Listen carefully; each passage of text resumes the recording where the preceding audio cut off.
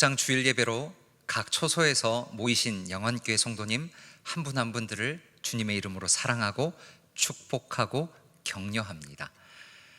오늘 예배는 참 뜻깊습니다. 왜냐하면 코로나 기간 동안에 저희가 예배를 드리지 못하다가 3년 만에 다시 목장 주일 예배로 드리게 되었고요. 이 예배가 더 뜻깊은 이유는 바로 오늘이 목장 주일 예배가 시작한 지 딱 10주년이 되는 시간이기 때문입니다. 목장 주일 예배를 계속해서 들으셨던 우리 성도님들은 아마 감격과 기쁨이 있을 거라 생각되어집니다. 그런데 혹 2019년도 후반부터 저번 주까지 교회 등록하셔서 목장 주일 예배를 지금 드리고 계신 분들은 좀 이해하지 못하실 수도 있겠다라는 생각이 듭니다. 이렇게 좋은 예배당과 여러 가지 훈련된 시설들이 있는데 왜 굳이 그곳을 사용하지 않고 각 가정으로 모여서 비좁게 앉아서 이렇게 예배를 드릴까 이해하지 못하실 수도 있겠다라는 생각이 듭니다. 사실 이 예배는 영안교회가 고안해낸 예배가 아닙니다. 사실 이 예배는 초대교회에서부터 지속되었던 예배입니다. 오늘 예배를 통해서 목장 주일 예배 10주년을 맞는 영안교회 성도님들과 모든 분들 가운데 우리가 초심으로 돌아가고 기본으로 돌아가고 목장 주일 예배가 무엇인지 함께 깨닫는 귀한 은혜가 있기를 간절히 소망합니다. 오늘 본문의 제목은 크지만 작은 교회입니다.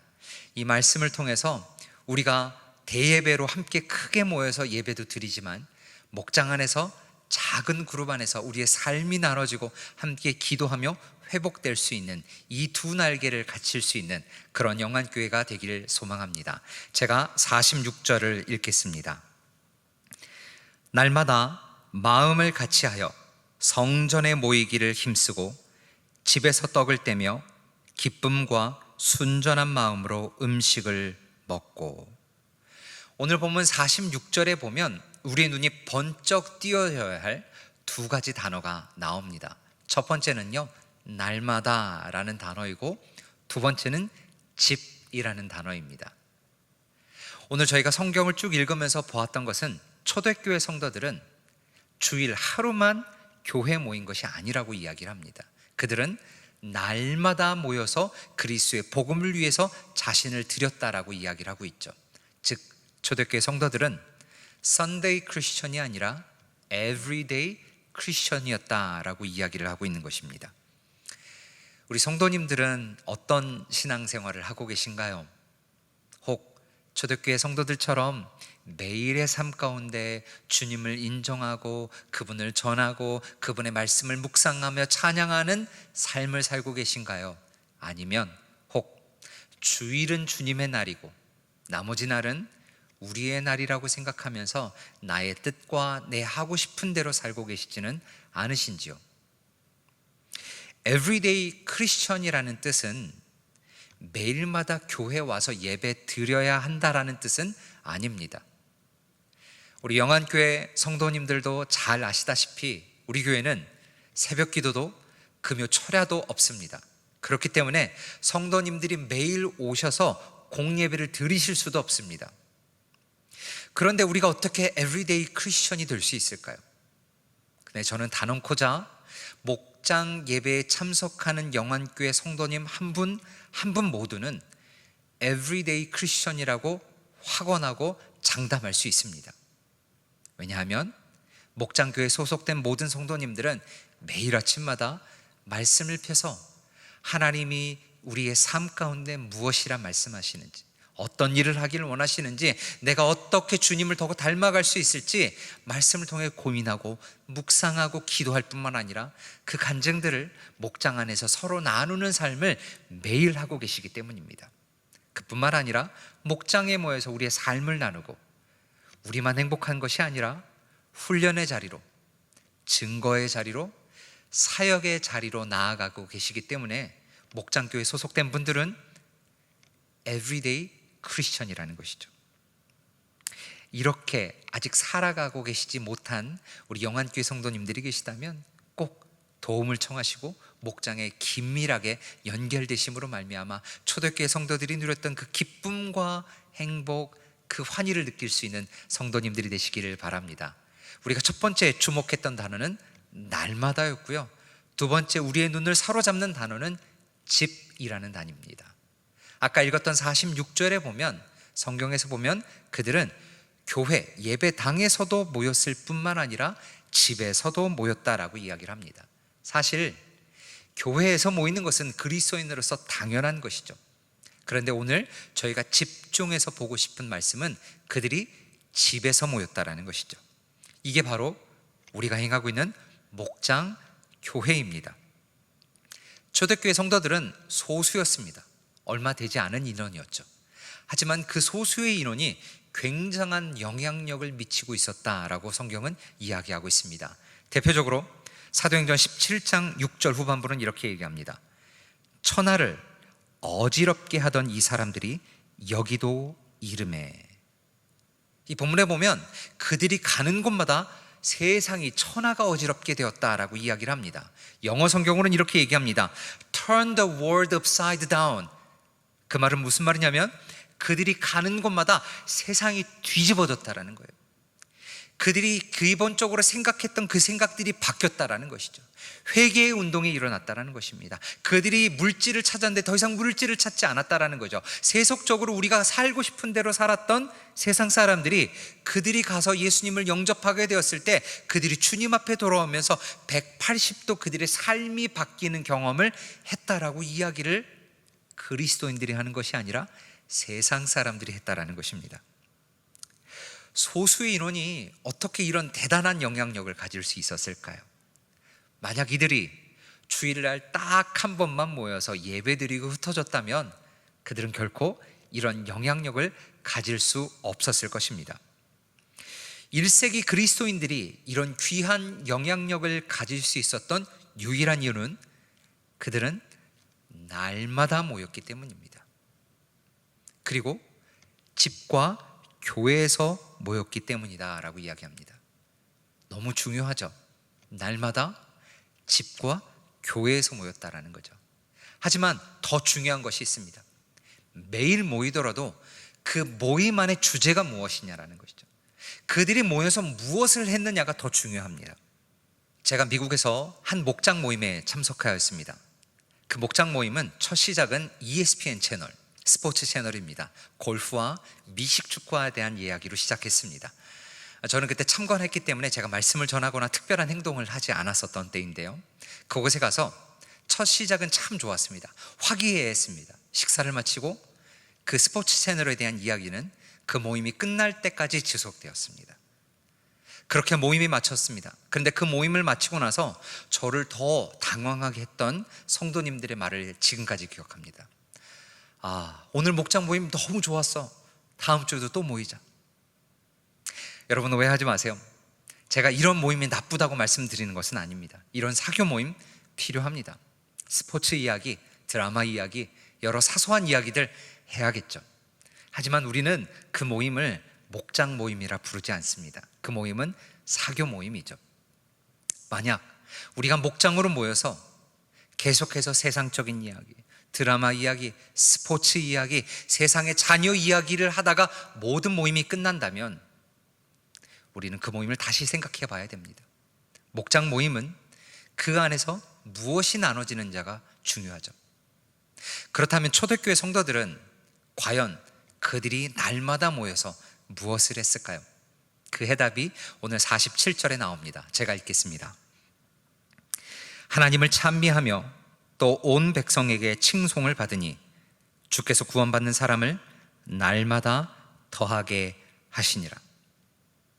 아까 말씀드린 대로 그들은 날마다 모였지만 모여서 무엇을 했느냐?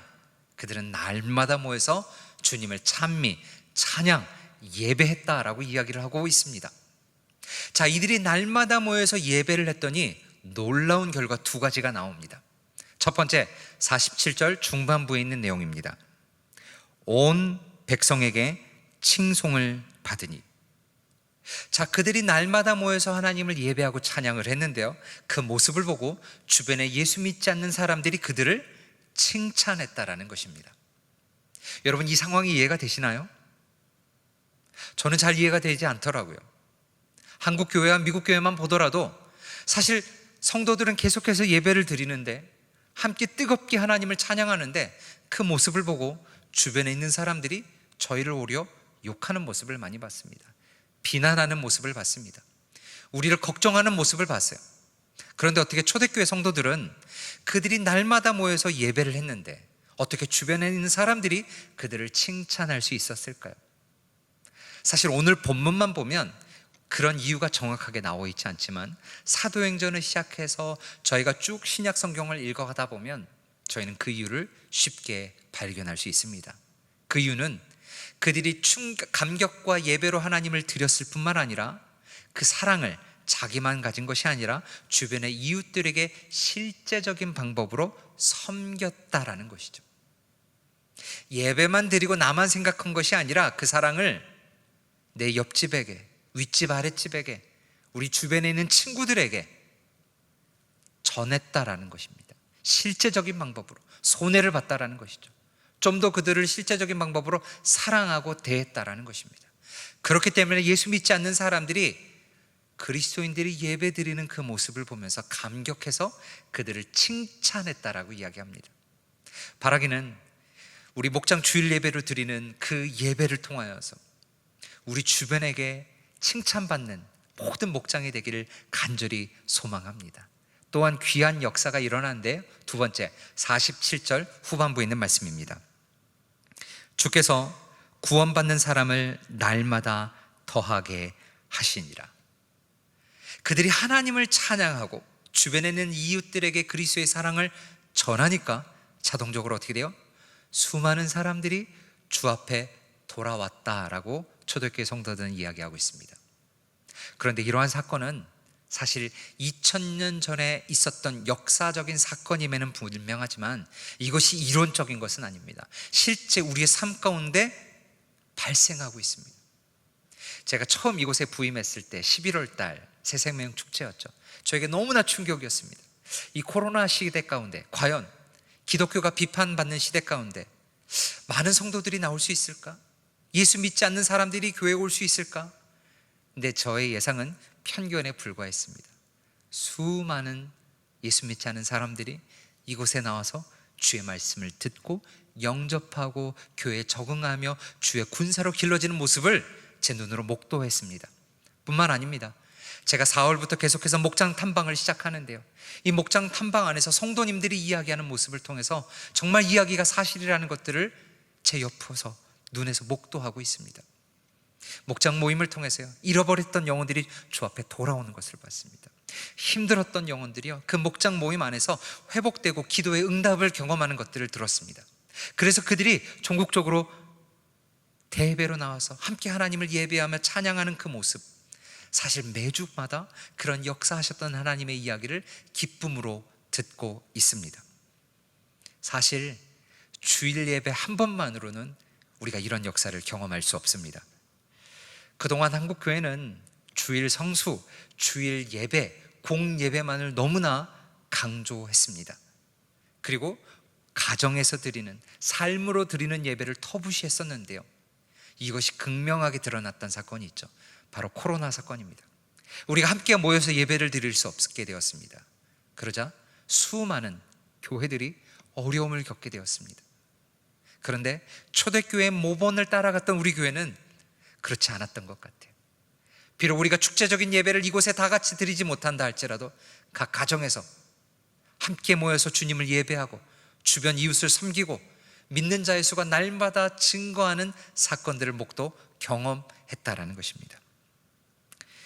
코로나 가운데 우리 교회의 진가가 드러났다는 것이죠. 그렇지만 이 사건이 단순히 우리 교회에만 있기를 소망하지 않습니다. 그 선한 영향력들이 우리를 통하여서 주변에 많이 흩어지기를 소망합니다. 우리가 기본으로 돌아가야겠죠. 축제적인 예배뿐만 아니라 소그룹의 예배 가운데도 승리하는 우리가 되길 원합니다. 조금 더 강조해서, 그러면 그 소그룹에서 무엇을 나누는지 사도행전 5장 42절을 저희가 다 같이 읽어보겠습니다. 그들이 날마다 성전에 있든지 집에 있든지 예수는 그리스도라고 가르치기와 전도하기를 그치지 아니하니라. 스타일은 달랐습니다. 이렇게 회중의 예배가 드릴 때도 있고요, 가정에서 소규모로 드리는 예배가 있을 수도 있었습니다. 그런데 그 안에서 나눠지는 것들은 단 하나였다라는 거죠. 42절의 말씀처럼 예수를 그리스도로 가르치고 전도하고 교육하고 훈련하고 그들의 삶을 나눴다라는 것입니다. 장소는 다를 수 있고 크기는 다를 수 있지만 그 안에서 나눠져야 되는 것은 그리스도라고 오늘 본문은 이야기하고 있습니다. 그렇기 때문에 우리가 이 목장 주일 예배를 드리고 있는 것입니다. 저는 확신합니다. 우리가 성경적인 모델을 따라 계속해서 가다 보면, 주님의 지상 명령을 따라 가다 보면 영안교회는 계속해서 성장할 것입니다. 계속해서 커질 것입니다. 저는 이 자리가 꽉 차는 데 관심이 있지 않습니다. 주님의 지상 명령을 통해서 잃어버린 자들이 주님 앞에 돌아오는 것에 관심이 있습니다. 우리가 그렇게 한다면 우리 교회는 계속해서 커질 것입니다. 그러나 오늘 본문 제목처럼 우리는 커짐과 동시에 계속해서 작아질 것입니다. 익명이라는 이름 하에 예배드리고 그냥 가는 성도가 아니라 크지만 소그룹으로 계속해서 작아지는 성경 공부, 소그룹, 목장 모임을 통해서 그들의 우리의 삶이 나눠지고 함께 기도하고 회복되는 역사가 바로 목장 교회를 통해서 이루어질 수 있기 때문입니다.